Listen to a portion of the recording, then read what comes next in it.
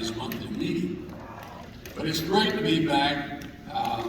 The Bulloch County Historical Society has been very active since last we saw you. We continue to prosper even in this global pandemic. Our membership, I'm happy to report, stands as of this hour at 392. That's a gain of 3 from our board meeting report from last week.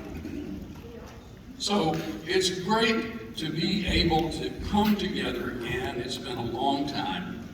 I will say that a number of activities that we have been able to continue during this time of absence includes the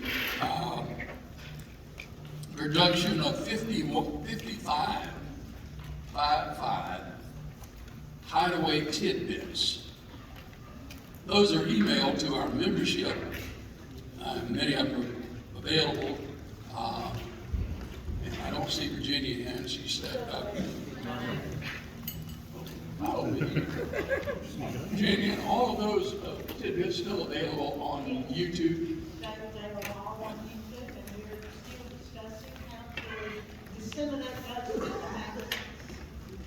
those. So that continues to be a high water mark in my week when I receive those. You're doing that twice a month.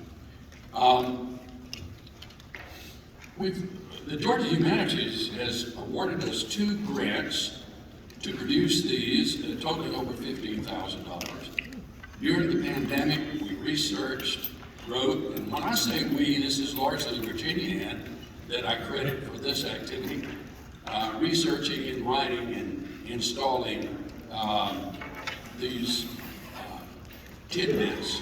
But at the same time, we have also been installing historic markers. We've dedicated the marker at Adabel, that's southwest of here, and for the Kowana-Sogichi Fairground. Over 50 people attended both of these dedications. We've continued publishing our 8-page Rambling Through Bulloch, which is the Historic Society's newsletter. This goes out on a monthly basis. One of our newest projects has been conducted out at Eastside Cemetery, largely due to Virginia Ann and Bill's efforts. To date, we cleaned 800 tombstones. I've been cleared with a product called D2. Remember, we don't use bleach to clean these monuments. We budgeted monies to help get Eastside Cemetery back in proper condition. And we're working with the city. We've had meetings as recently as 2 weeks ago with the city to update and then enforce the cemetery's bylaws. Our greatest achievement during the pandemic is that we've increased membership, as I indicated, now 392 as of this morning. Thank all of you for helping us be one of the most successful and active historical societies in Georgia, if not in the Southeast. We'd like to extend an especially warm welcome today to our out-of-town guest. One of our members, Cindy Robbins Moore, is here today from Savannah with her sister, Addie Robbins Gould. They are the daughters of most of you will recall, they're the daughters of the late Charlie and Pat Robbins, who did so much for our community in Statesboro and Bulloch County. We have Beth and Richard Cutts from Savannah. Beth's grandfather was Fred T. Lanier. They brought with them 2 new members, Harry Garrison and Earl Garrison. Welcome. We also have one of our newest corporate members She and her husband own Ogeechee Peaches. Linda is going to bring bags of peaches to all of us this summer, so don't miss a meeting. It's good to have Linda here today. Her guest is Allison Askew. Allison, nice having you with us today as well. We have a full program, so in the interest of time. So would you take a moment and let's also recognize Jackson Borges, who's our newest member here with us today. Very good, Jackson. Recognize Jackson.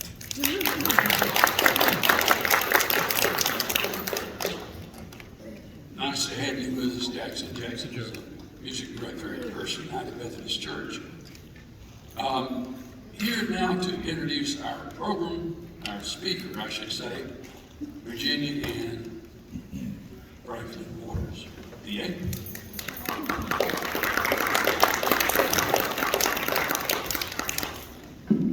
Good morning. It is just truly a delight to be back in this room, which feels like second home. We've been here for so many years and had a monthly meeting, and it was a delight to see friends from out of town. I haven't seen them in a while, and people that live right around the block that I haven't hugged your neck in way too long. Today's speaker is well known to most of us today. His parents were great leaders and contributors to our county. Judge Francis Allen practiced law here for decades and was the state court judge, while Margie Allen of Haven, Georgia, owned water systems, rental property, and antique stores. They were both members of many organizations and devoted a lifetime to bettering our place that we call home.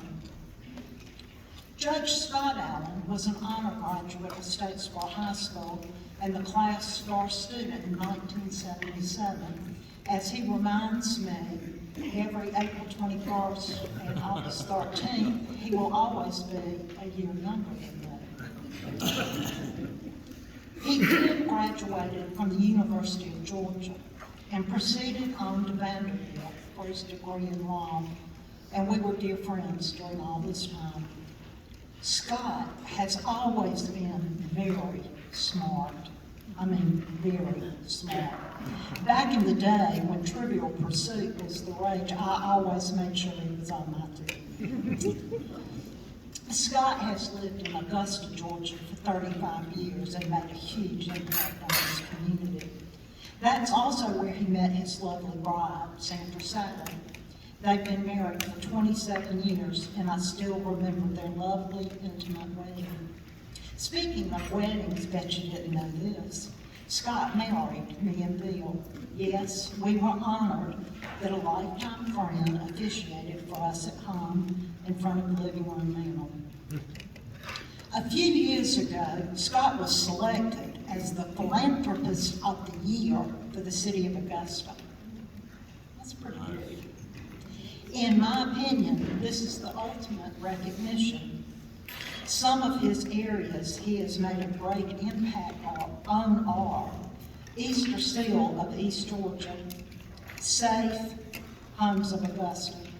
He's a trustee of Historic Augusta, and truly his years of service to Sacred Heart Cultural Center goes unprecedented. That's why the doors are still open. Professionally, Scott has served Augusta and Richmond County for decades. He served 27 years as the presiding judge of the Civil and Magistrate Court of Richmond County. That's a mouthful, Scott. I've heard that you really have truly not lived until you've been in one of Scott's courtrooms. I haven't done that so far, but he still is practicing his judge time on occasions, and you just never know when Bill and I will show up. Scott and his wife, Sandra, are members of the historic Reed Memorial Presbyterian Church.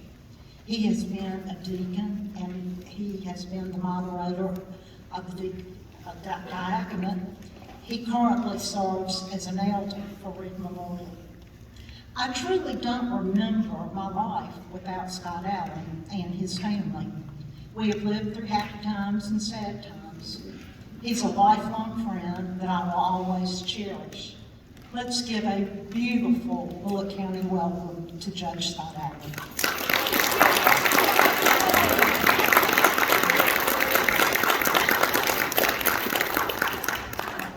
I'm back up now.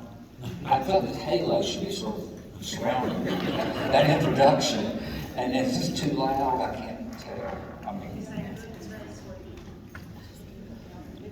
the shouts. I can do more. He's got big young steps to bring the phone. No, I can do. I'm doing one step at a time. I learned that when I broke my knee. Thank you for that introduction. And good morning, everyone, or good afternoon. Let me see what I've got here. Awfully loud. Is it too loud? Not to say all of us can't handle survival amplification these days.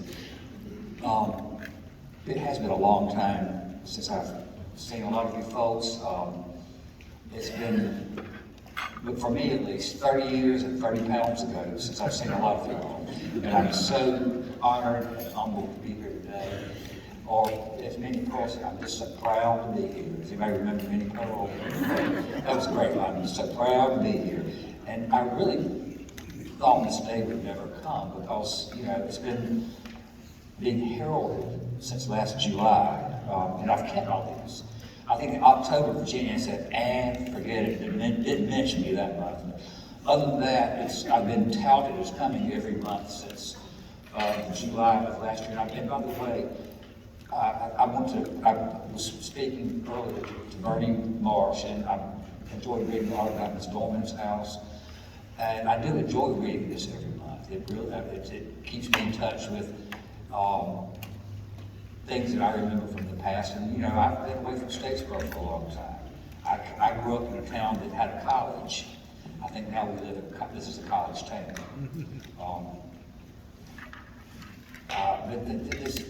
I'm sort of rambling a little bit, I guess. You know, this is, I said every month I see this thing. I'm like, is it the second coming? I mean, something like that. I want to tell y'all, I might be here under false pretenses today. I was asked to speak to you, but I really don't speak in public. I like to talk. And I'm a talker, I'm not a speaker. There are no judges here today, are there, other than myself? Good.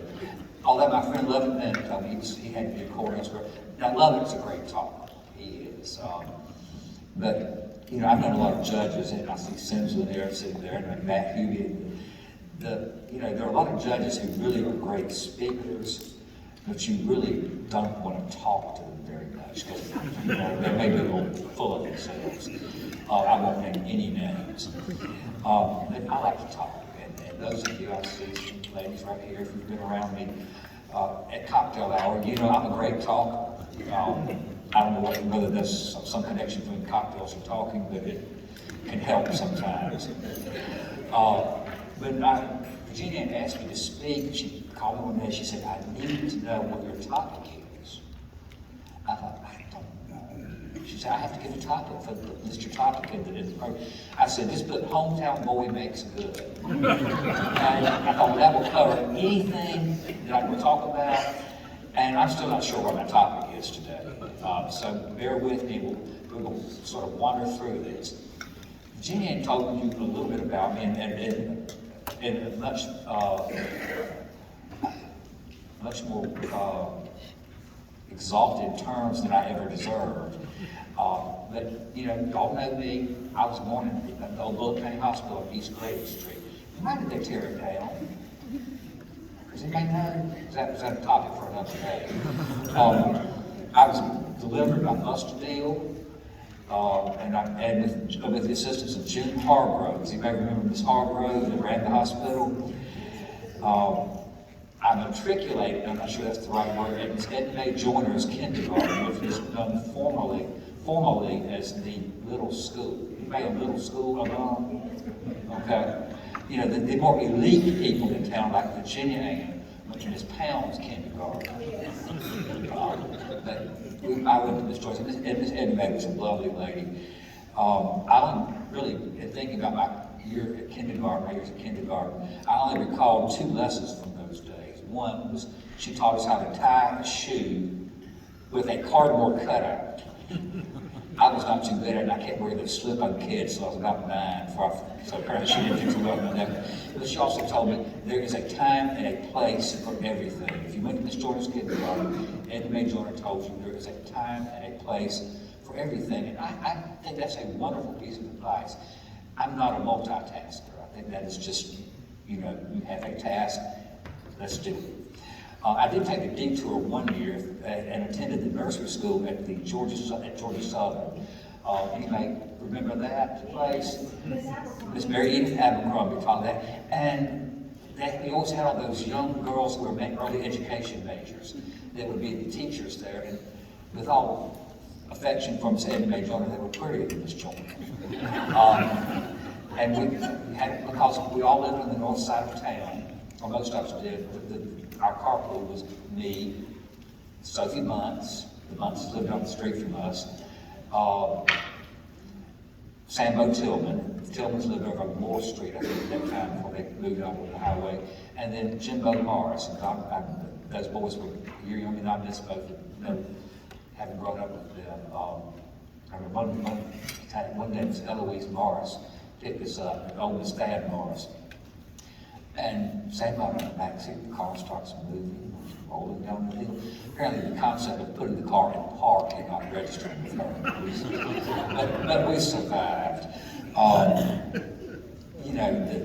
Talking about the Sophie Bunce and those of you who recall my parents, and nice what you said about it, thank you. I will say, many years ago, somebody called me from the Emma Kelly Theater, the Averitt Center, and asked if I would make a contribution for 2 chairs, seats in the theater. And I said, well, I'd like to do one in memory of Francis and one in memory of Margie. I said, however, make sure you don't seat them next to each other. I can say that they were my parents, and I love them and I miss them. And he said, I knew your parents. I think that's a good idea. I just said, but in my parents, I was talking about Sophie because, look, kind of like Jeanette's parents, because you had a much older brother. Jeanette's parents, they were older parents. And in the 50s when you were born, 35-year-old women didn't have children as a rule. But Margie Allen did, and Nona Bunce did, and I think Patty Holly might have been a little younger, but Roger was a little older than everybody else, so it all balanced out. So we grew up with parents who weren't much big on playing with you in the yard, but you learn how to behave when it was cocktail hour, so I miss all those folks. As I said, we live in the north side of town, so I attended Nadyne Elementary. Anybody know Nadyne alone? And I think it's still in business, isn't it? It's still in operation. Sally Zett's closed down, or just moved. Did they kept the name? I have somewhere, I have a piece of paper. Miss Sally Zett, our sister, Miss Aunt Lily Deal, who was my great-great-aunt. And somewhere I got a piece of paper they brought us one time and said, may we live to see the names of Francis and Scott Allen among the greatest in the world. Sorry to disappoint them, but I'm here speaking to y'all today. But Nadyne was a wonderful school. I had all these great teachers who, Miss Lottie Futch, Miss Helen Adams, Miss Ruth Lee of the Leafield Leagues. The only young teacher I had was Paula Banks Smith. She was my first young teacher. Julia Trapnell, Margaret Sue Brown, Virginia Russell.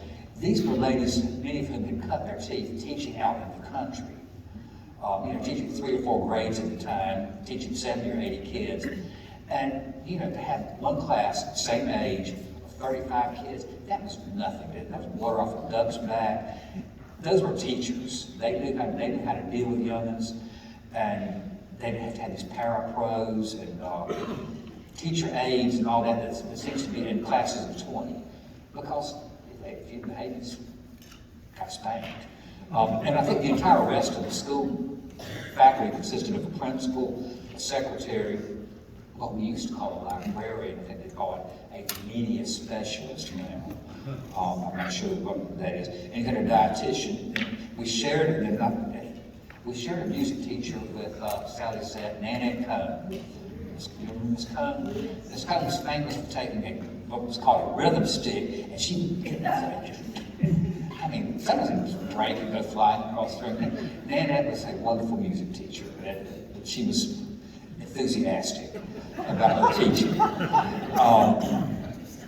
Miss Ruth Lee taught me in the 3rd grade, and I have to tell a story. It's kind of, and by the way, if the story seemed to get a little off color, somebody say, reel it in, okay?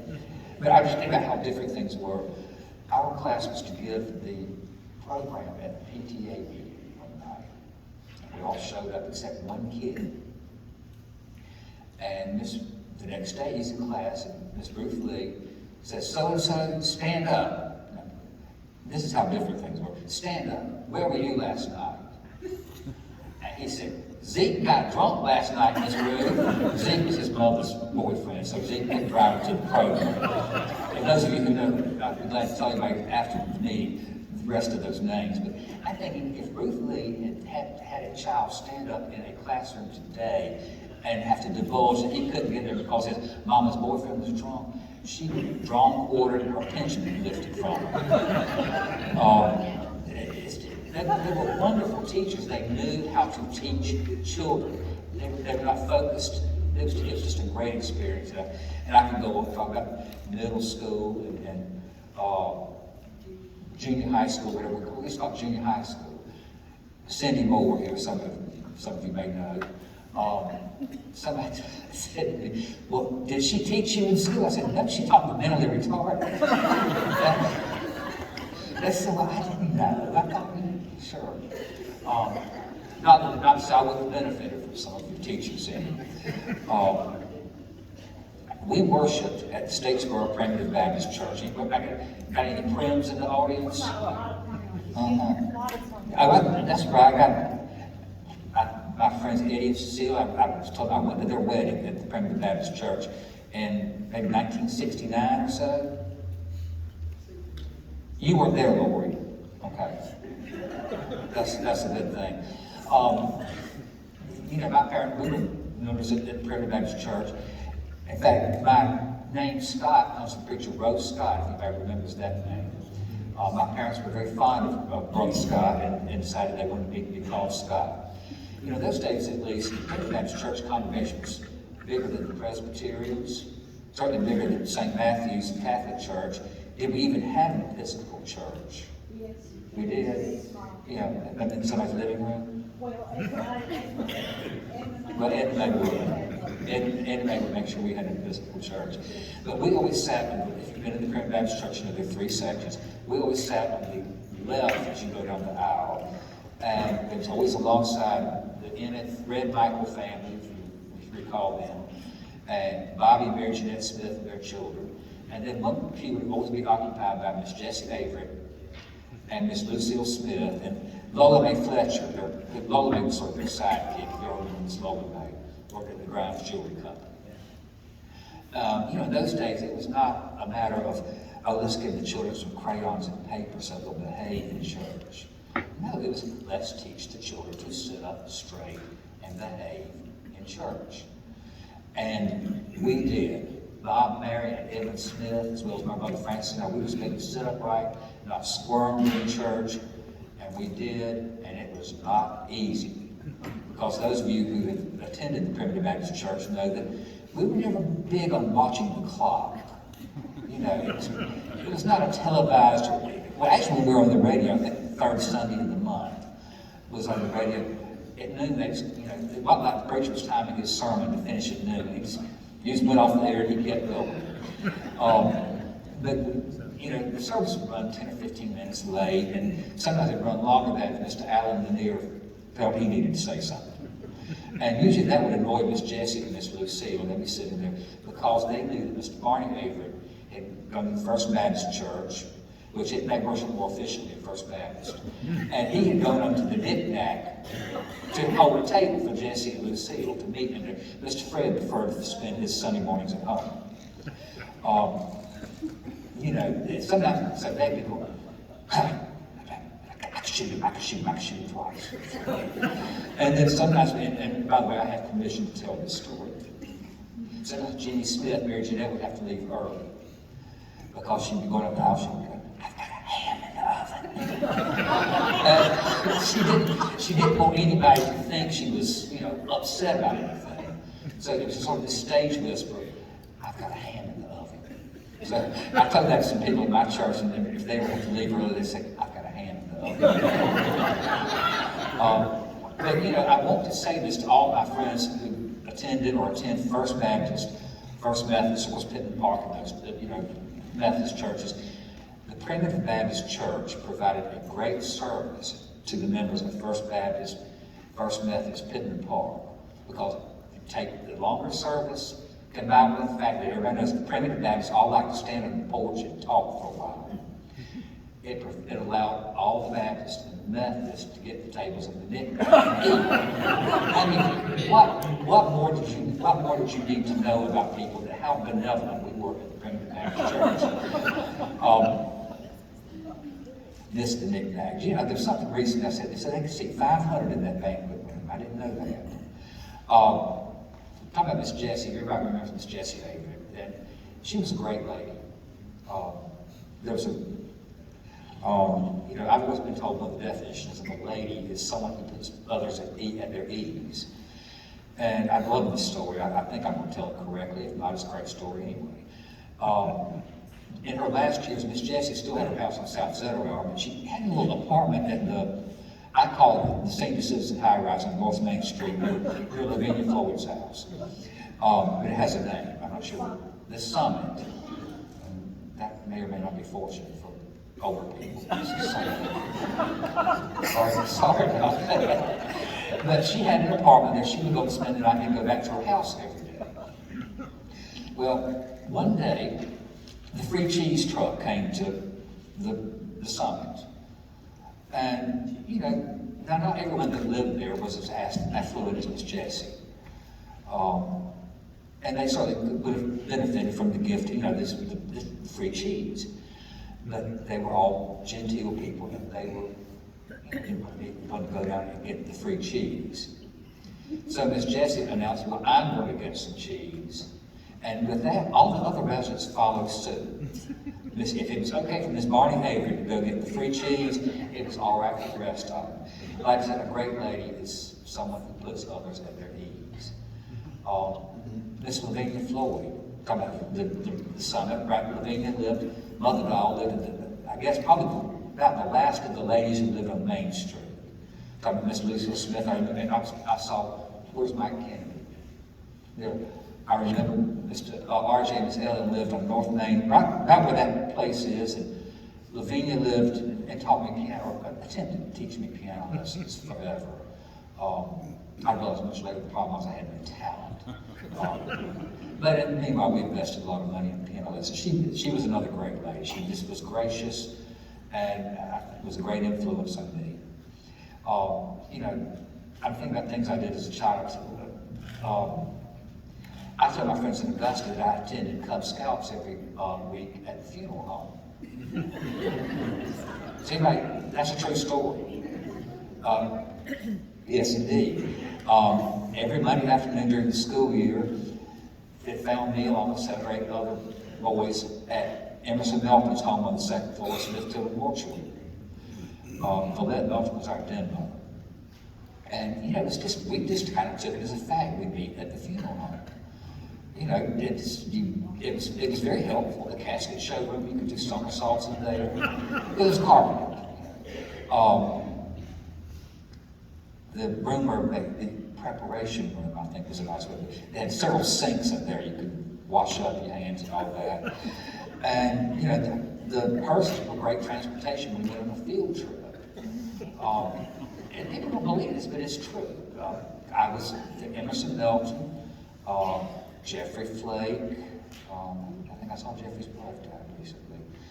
We all had met at Smith Tillman Mortuary. Now, if there was a body, we had to have quiet time. We had to have quiet activity on those Mondays. You know, certainly if you go to funeral, I guess if you live there, if you go to Cub Scouts at the funeral, you get over any squeamishness about death and dying. Emery and Valette Milton, I know she's still living. They were wonderful people. I saw in the last 2 or 3 years there was a great article that the Primitive Baptist Church had, you tell me it's time to stop. About scouting at the Primitive Baptist Church, and then they had ended the Boy Scout program. They were all wonderful people. I thought I made a note about this because I'm going to digress for 1 second. Does anybody else remember when the hearses doubled as ambulances in Statesboro? I mean, you think about it. I mean, we knew that it was an ambulance in our hearse. All those poor, I think we used the word, it's no longer correct, Yankees. We'd be driving down 301 in Florida, for Christmas. Going down through. You remember the traffic would be back 5 miles out of town, there was no bypass, and be driving through town. Of course, they get them out on 301 South, where it crossed Georgia Highway 46. Okay? I'm looking at Sylvia, and I'm looking at Cecile Boulonnot, and I'm looking at Jane Hendricks. All of them had an occasion over the years to work in the legal field. And as y'all may recall, Georgia 46, Georgia 46 you had to exit I-16 and come up Georgia 46 and get back on Georgia 46 because of the, they were still building I-16. Well, we all knew if you were going down 301, you need to be very careful of the logging trucks coming down 46 because, they took the stop sign as a suggestion. But those poor people from up north, they're so happy they in the station wagon, they're going to Florida, for Christmas, and they be barreling down the road, and here comes this logging truck, and the poor folks, they be lying on the side of the road, and here comes the hearse to pick them up. And they go, oh my Lord, not even try and save me. And I think, and this would be, I'd be interested to know this, somebody find out how many accidents there were at that intersection in 1 year. And I can also remember the funeral home, and this would, strike that, so I won't tell that story. But I've reminisced enough about me, so let's talk about some other people. Virginia Ann. I really didn't get some thought to talk about some stories about Virginia Ann, as she pointed out, and don't shoot the messenger. I married the two of them. I would object, so. No one objected. But Virginia and I have been friends for over 50 years, and I do know a few stories about her. And I thought I'd tell you all the story about the time Virginia Ann went to took a trip to Lake Burney. I took you with you. That's what I remember, so I thought I better not tell that story. And I thought about the time Virginia went to the Knights of Georgia. Does anybody remember the Knights of Georgia? They weren't real particular about you being legal to go in there, as I recall. She went to the Knights of Georgia. And then I remembered I was there with her, so I can't tell that story either. By the time I called Virginia at home, and your mother told me in much greater detail than I really wanted to know or ever needed to know exactly why you could not come to the phone. And I'll leave that subject altogether. Then I remember Virginia said, remember, I give rebuttal after, I will be up here speaking after you, so no VA stories. I thought I could talk to you about some other folks at Statesboro. Last month, Cindy Moore, and Francis Clark, and Donna Mallard, and Patty, Patty Robbins, of course, were in Augusta, not just to see me, but to see their cousin who lives next door and so forth. And Faithful Franklin was there. They were talking about they want to come hear me speak. And I said, they said, what you going to talk about? And I said, well, I mentioned a couple here in town that they're both long deceased. They had a very enterprising way of making a living. And I thought, no, I can't talk about that. Their daughter's still living. And so I thought about another couple who also long deceased that had moved here, and no one knew why they moved here.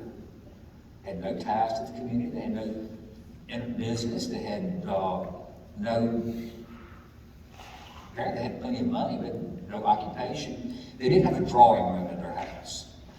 But I thought, no, their daughter's still living, so I can't talk about them. They were delightful people. All these folks were delightful people. I thought about a man who's long deceased. You may see a pattern here of long deceased people. And he was very fond of offering to help young women get jobs with the Delta Airlines. That ring a bell with anyone? But you know, I said I can't talk about that because I was fond of his wife and she was my friend. I thought about two gentlemen, both of whom were friends of my parents, both long deceased. And one accidentally ran over the other and broke his leg. Can't talk about that either. All nice people, they were all my family's friends. But their nieces and nephews and children still live. I thought about telling y'all stories about a well-known lawyer and his former wife, and both, well, I think fairly well known in the community. But then I realized I'm still living, so I can't talk about them either. So I realized I had to better leave Statesboro to Statesboro folk. You know, one of the things I'm probably kin to. Anybody kin to me here? Yeah, I mean, yeah. You know, if you're Allen or Brannon or Cannon or Deal or Bowen or Deloach, you kin to me somehow. And we got Trapnells, and Miss Luke Trapnell was an Allen. She was sister to Mary Akins, and Penny 1 Cent Allen, and Zach, and Bert Carpenter, and Mary Lee, Hudson. They were my grandfather's first cousins. It's interesting I can do this genealogy. It's kind of frightening. Pretty good, thank you. I appreciate the compliment. But I just could talk about Statesboro stories, but I'm going to let y'all figure out those. I decided instead I'm going to share with y'all a couple of stories about the time I spent on the bench.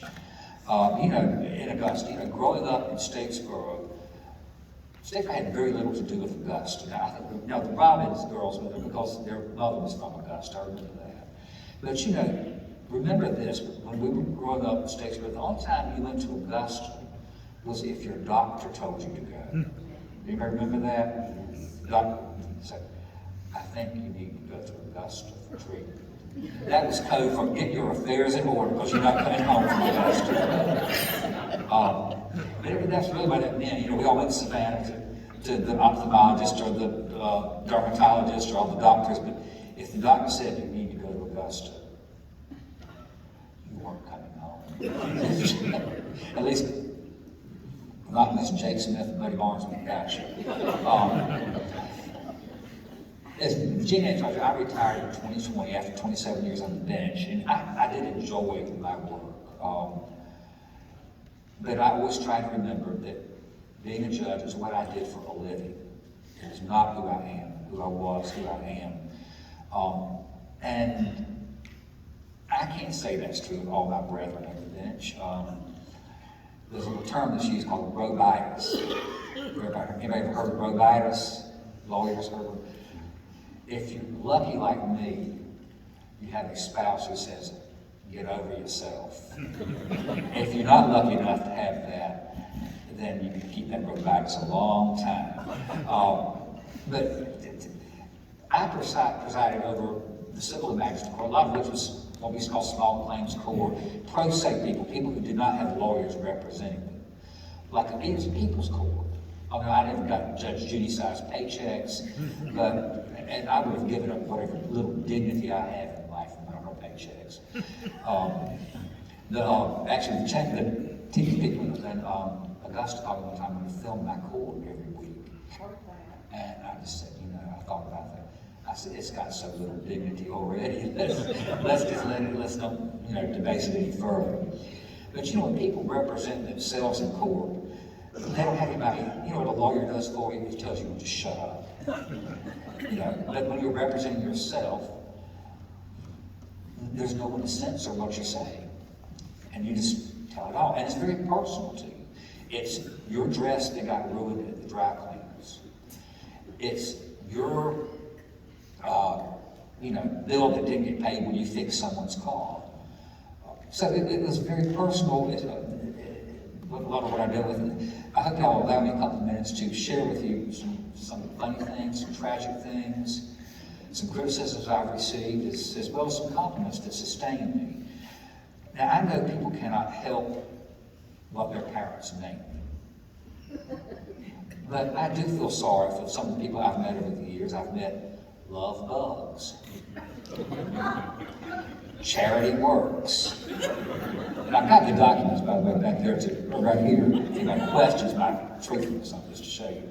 Charity Works, Ariel Cheese, and what I decided to call it something that has always been considered an urban legend, Famale Lane, F-E-M-A-L-E.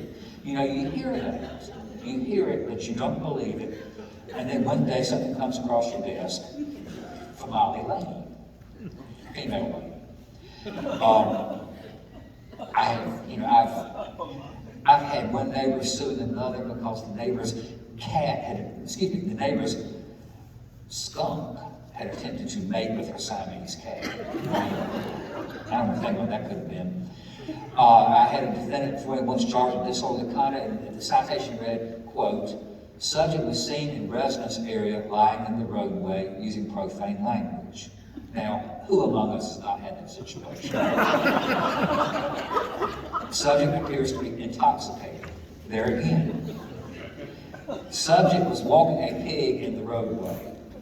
Walking a pig in the roadway. Now, I think that's getting real specific. I've never walked a pig in the roadway. I don't know anybody else. Don't be shy. Let us know if you've tried that. I had a man write me once about missing court, and he wrote a very nice note. And I'm going to quote from it. He said, I had missed court because I had a lack of transportation.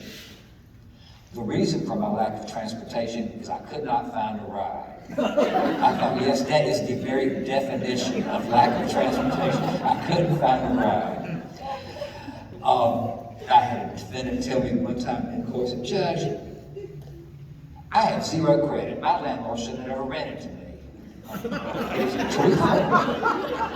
Had another defendant respond to a lawsuit. He said, by the blood of Jesus and the name of God, this bill is paid. And I figured if you're claiming both Jesus and the Lord, you're telling the truth. Finally, I don't know if this is going to be considered funny or tragic, but it's truthful. Had a man respond to a lawsuit for an unpaid debt. He wrote, quote, I am a 70-year-old retiree who did some stupid things last year because I thought I was in love with a 36-year-old lady.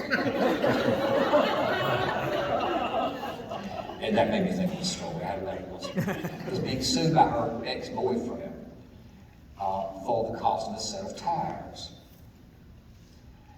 And he was a little rough looking. She was attractive, I suppose. And he said, Judge, she didn't pay for the tires. And the lady looked at me, she said, Judge, I paid for those tires. I looked at her, I looked at him and said, yes, ma'am, I think you did. But it's not always funny. It's sometimes you and I'm thinking, lawyer's daughter here. There's a lot of tragedy in this world. I had a lady that wrote me something, and she said, this house, I don't deny I owe the money. I just had a lot of things trickle down that made me get behind. My daughter, 5 years old, had a liver transplant at 9 months due to rare disability. Terrible. Her body started rejecting her liver, which made us have to go back to Atlanta, the hospital where she got the transplant. I had to do a leave of absence on my job and be with my daughter because I had no help or family. My husband's my regular client, since I don't know. My husband was sentenced to 15 years in prison on May the 20th this year due to a car accident he had in my vehicle, and he was the only support I and my children had. I'm thinking, husband's in jail, the daughter's ill. Then just to add to it, Then my son started having asthma attacks, which put him in the hospital. I thought, please do not tell me anything else. You know, it's just people, they have to tell you things, and that's their share. This may not have been tragic at this point. I had a man that wrote me, it's to do with his sister and his brother, Deborah and Otha. Won't give her last name. Anybody from Burke County? They were in court fighting. Deborah said Otha had attacked her. He said, I am the eldest, I love this. This is poetry. I am the eldest of 10 brothers and sisters, including Deborah and Otha. I'm deeply saddened that 2 of my siblings are to appear before you for the offense of simple battery. Let it be known that they both will lie and both are manipulative. But it's hard for me to believe that Otha would attack Deborah as she described. Growing up with 9 brothers and sisters, we often had differences, and sometimes tempers may have flared. But we never did bodily harm to each other. For the sake of our family, I am begging that this matter not proceed in that it will make a mockery of the court, the legal system, both individuals and our family. Our 78-year-old widowed mother is also saddened by this matter. Mom fell on Christmas Day and has been confined to her bed since. Well, that's tragic. It's sad, it's poignant, because there's and I remember the man coming to court with this brother and sister, a very nice gentleman.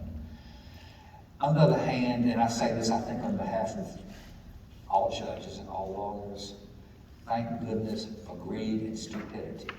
If we did not have enough of it, we'd all be underemployed. And in fact, that this man felt he could share this with me. This may be tragic, may be funny. I was later up said, Judge Allen, I can't come to court. I have grand mal seizures. Grandma? It's like great infant seizures, I don't know. I have made people angry over the years, and an older judge told me, if you don't make somebody mad when you try a case, you may not have done it right. And they'll vocalize their order, and I'm only going to share one instance with you.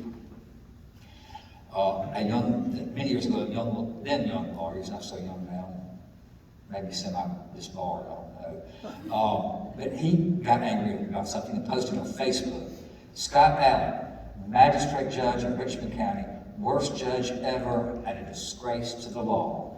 Ask somebody I ain't playing. You know, considering who this then young lawyer was, I took that as a compliment. And I'm glad to tell those who want to know his name. Sometimes, though, as a judge, you receive an occasional kind word. And this really, it just as always can. The lawyer, your client says to you, thank you for your help. And that one thank you is sustenance that you can live on for weeks and weeks and weeks. And again, I'm not bragging about all the many compliments I've received. Except I'm going to read you one that the Augusta Chronicle has, such as it is. That's from the 7-day-a-week newspaper. How many days a week y'all get? 3? Where's Joe McGlaren? You don't have the clout there anymore? Well, you know, we look, the Augusta Chronicle used to have something called rants and raves.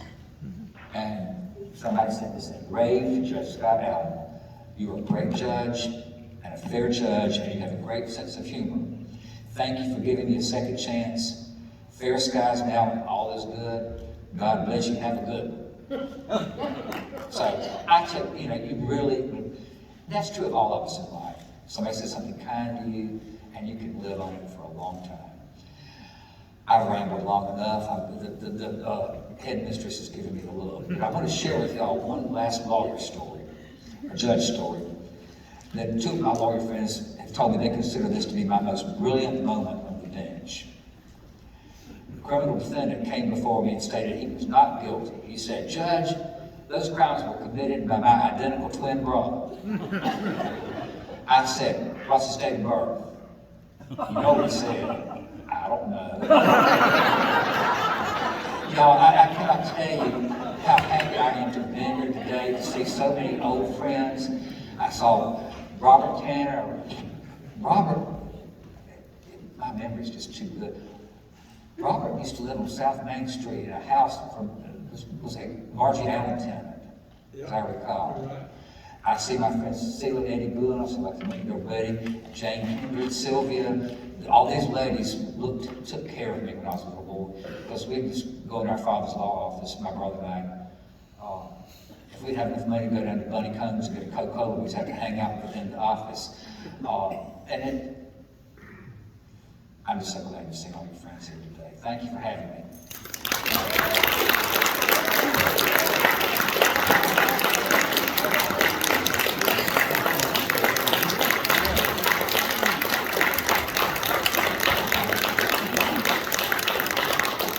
Scott, it was just fabulous, and I'm glad you didn't give me a topic, because I'm not sure what I would have put in the newsletter.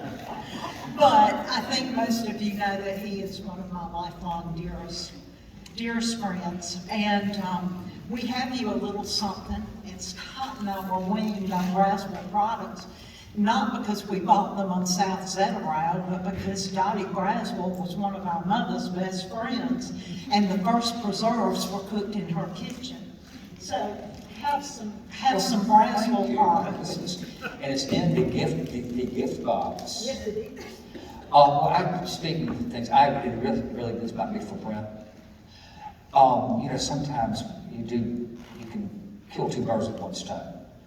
One is to give something to the archives that the Historical Society maintains, and the library at Georgia Southern. And at the same time, to get something out of my house that I don't know what to do with when I die. This is, I asked for this. it's an invitation. My grandmother Schumann, my mother's mother, and I thought I'd be here back in September of the same year, graduated from 1st District A&M in 1921. And, 1st District, Georgia Southern it was high school. It started out that way, and I found my glasses. And it really did a wonderful service to people that lived out in the country. City folk can just walk to school every day. But country folk, my grandmother lived out in past Register. Sometimes people call it the New Hope area, the Deacles and the Bowens out, the Locusts out that way. And you can go into Register and take the train to town. But she's home here. I was talking about earlier about Miss Ruth Lee that taught me in school. Miss Eva Cannon, who was a cousin of mine. My cousin Roscoff Deal, who was a lawyer. And Virginia Ann, your cousin, Oscar Carl Franklin. Yes. So that's... Paul Franklin Griffin, who was named for my grandfather. So this, and Essie Mae Warren, that might have been something, I don't know. But it's, that's something that Georgia Southern provided a great opportunity for country folk who might not have had the opportunity to go to school otherwise because they needed to be able to board in town. Of course, now, my grandmother told me about the time she took some girls, they walked off the campus to town, and she said, well, Cousin Sissy Tillman lives here. Y'all remember? And Speed limit is still 25 miles an hour on Treasure Drive. as well it should be. It needs to be slower on my street. So my grandma said, well, we'll stop and see Cousin Sissy. And they go in. Cousin Sissy's not there. And my grandma says, I didn't know Cousin Sissy had a piano. And these people come in the house and they want Cousin Sissy. Cousin Sissy had moved. And so even those little girls on campus at 1st District A&M in 1921 could get into a little trouble. Thank y'all, everyone.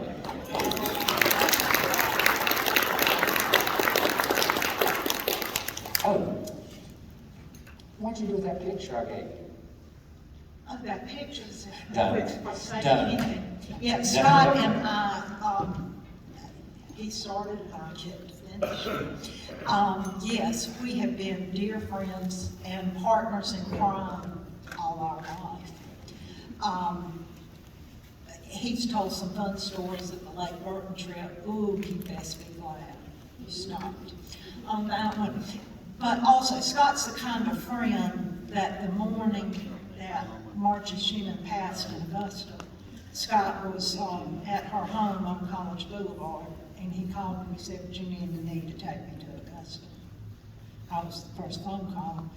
And likewise, when my mother died, Bill was not in my life, and the first person I called was Scott, so you'd say we're a little close. Thank you, Scott. It was absolutely fabulous. At this time, Joe, would you come forward? We have a very short business meeting, and then we have some lovely awards to give. You'll get it when I get through. It's interesting to be a fly on the wall listening to the conversation between Virginia and Brent. Our business meeting will be very short. We have a nominating committee report from Jenny Foss, the chairman. Jenny, would you come and present?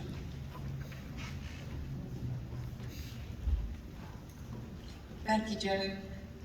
It's been an unusual last 2 years, so this is going to be confirmation of our officers from the last 2 years leading up to June 2022, when we'll have our regular annual meeting and elect a new slate of officers. But if you will, bear with me, and I'm going to read who we have now and just ask you to confirm them for us. The nominating committee report is submitted as follows. President Joe McLamory, Vice President Brent Tharp, Secretary Robert Siemens, Treasurer Matt Hubie, and the directors expiring 2022 are Rodney, Harville, and Frank Parker. Directors expiring 2023, Bill Waters and Kelly Berry. And directors expiring 2024, Sims Lanier. And that's it. That's my report. So Joe, I'll turn it back over to you, and you'll ask for nominations from the floor.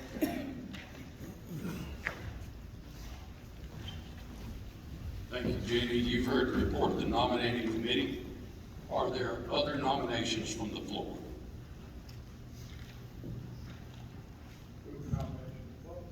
We have a motion that the nominations be closed. Is there a second? Second. Second by Johnny Parrish. Any discussion? All in favor say aye. Aye. This slate of nominees has been duly elected. As Jenny said, we'll come back at our regular annual meeting. We assume we'll be able to meet in June, as we assume we'll be able to meet in February, March, and April, etc. And we will do this for the new year, beginning July 1.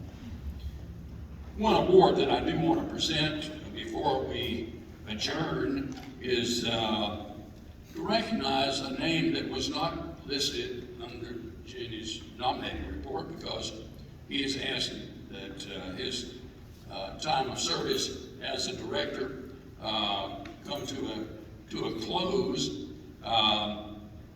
And I'm referring to Bede Mitchell. Bede has been one of the most loyal members of this board we've ever had. If he's missed a meeting, I can't recollect it. He is generally the first director to arrive. Yes, always. And just a huge contributor to the society, not only the board meetings and our regular open meetings, but things like dedications of historic markers. You can always count on Bede Mitchell being there. So Bede has completed 6 years now as a member of the board of directors, and I'd like to present this token of our appreciation. Bede, if you'd come forward.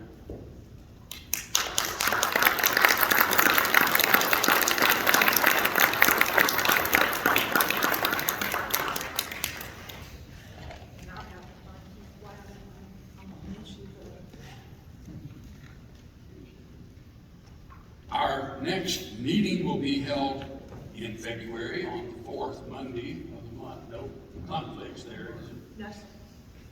I don't know what that date is, but you'll figure it out. 4th Monday of February. Again, thank you to our guests for being here, especially our out-of-town guests. New members, thank you for being here. We thank you for being new members. And to all of the 392 members of the Historic Society, thank you all for your contributions. Scott, April, thank you very much for being here and coming down from Augusta. If there's no other business, the meeting stands adjourned. Nope. There is more business. There is more business, excuse me. I'm gonna ask you to come back up in a minute. Thank you, Joe. And our next month's meeting is going to be presented by our own Jenny Ruth Voss on the history of the Statesboro magazine, so I know it will be lovely. One order of business, the flower arrangements today are our party favors. Mother always said you have to have a party favor. So the eldest person at each table, since we are a historical society, gets to take the arrangement home.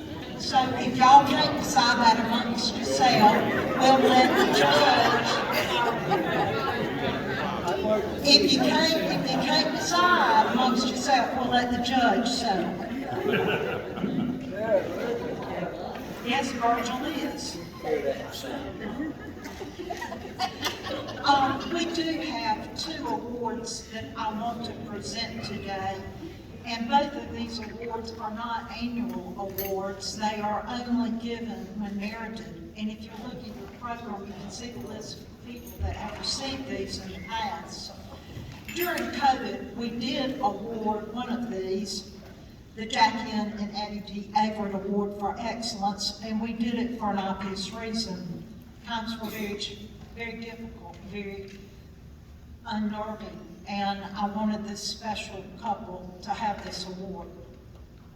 So the Jackie and Addie Averitt Award for Excellence is presented to Rodney and Nadyne Harville for a lifetime of dedication to the Bulloch County Historical Society.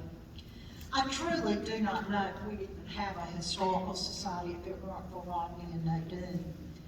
These 2 work in tandem on almost every project that the society has ever accomplished.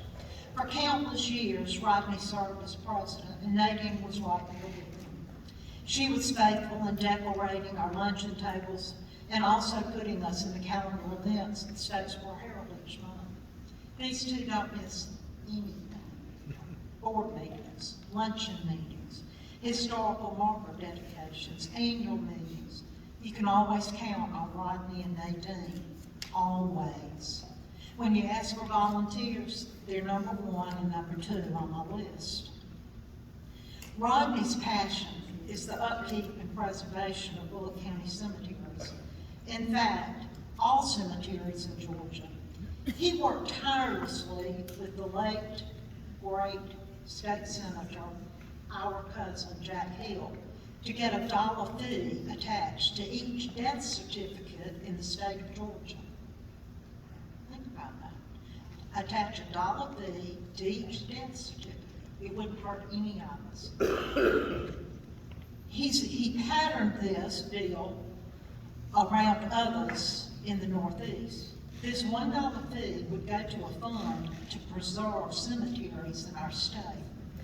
It has not come to a vote and it has not passed, but it is certainly something, Rodney, I'm not going to forget, and we're going to still work on that. I don't think we'll ever know how many cemeteries, and particularly how many tombstones this man has cleaned, ever. I'm sure it's well over 500, and of course Nadyne's right there with a snack and a gallon of sweet tea. He's also been responsible for several great programs. Some that come to mind are the one he and Sims did on the Nancy Hanks train, the Keebler Harville, Samuel Harville House and Family, and he's going to present this spring one on the history of the Statesboro JCs. I truly can't even imagine going to a board meeting and not seeing the smiling face of Rodney Harville. He contributes great history knowledge of our county with a joke, always included. I'm very honored to have Rodney and Nadyne Harville as dear friends and mentors.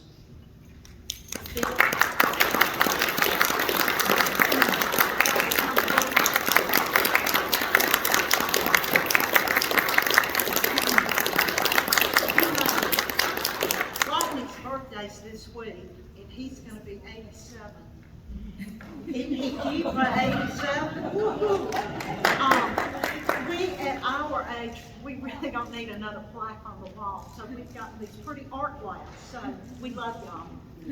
Thank y'all.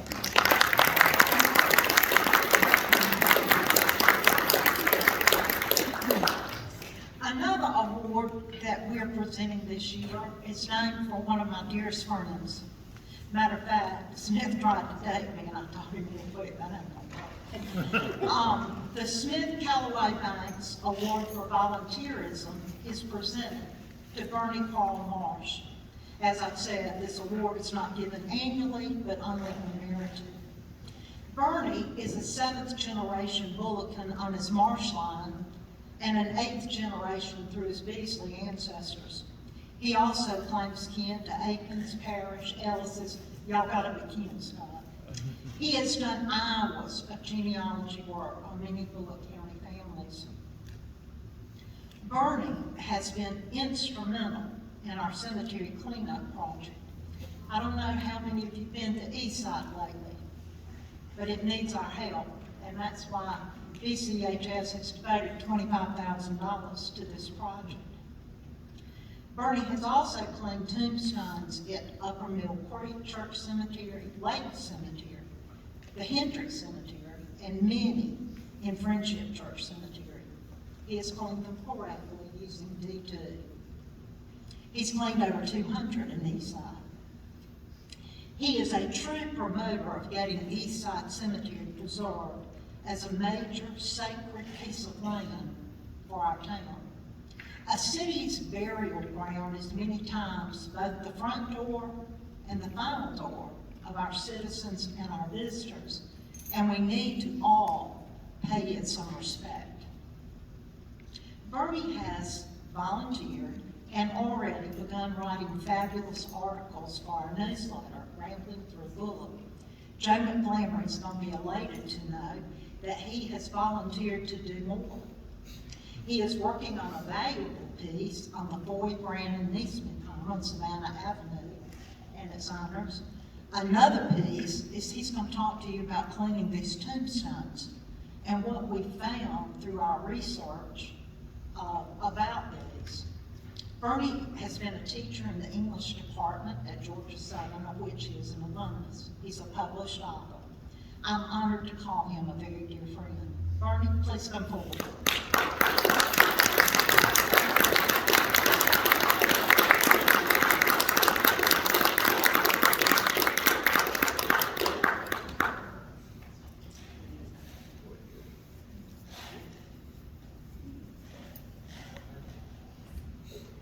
And President McGlamry, if you would come now, I'll introduce.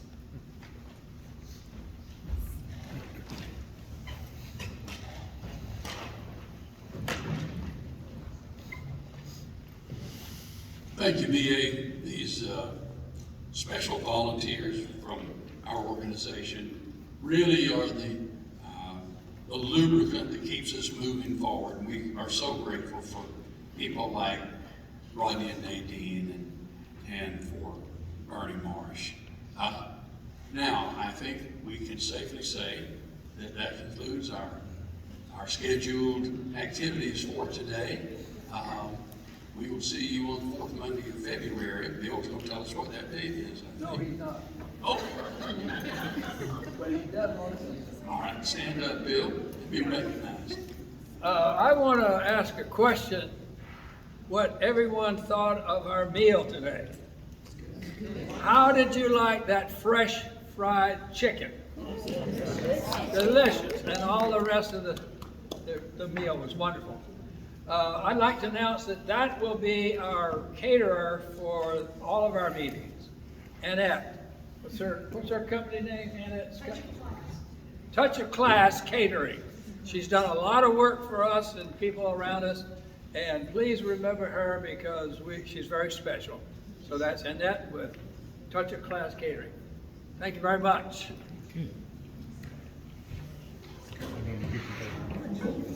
Okay, we stand adjourned.